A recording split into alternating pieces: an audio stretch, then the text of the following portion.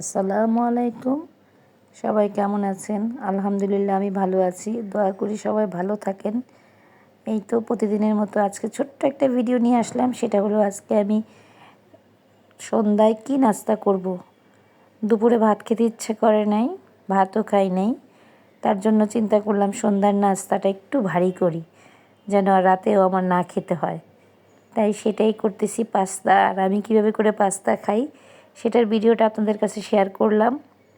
যদি ভালো লাগে লাইক শেয়ার কমেন্টস করবেন এবং ঘরে বানায়া নাস্তা খাবেন। খাবার দাবার ঘরে রান্না করে খেলে সেটা একটু হেলদি হয়, হাইজিনিকটা মেনটেন করে। তাই সেটাই আমি এখানে বেশিরভাগ আমি একটু সবজিটাই বেশি খাই। আপনাদের যেমন ভালো লাগবে সেমনই দিবেন। আমি তো পাস্তার কম, কিন্তু সবজিটার একটু মাংসটা বেশিই দেই, আর সেটাই করতেছি। আর যদি সবাই রান্না করতে পারেন এটা, তারপরেও আমি একটু শেয়ার করলাম যে আমি কিভাবে খাই। সেটাই আমি সব মিক্স করতেছি।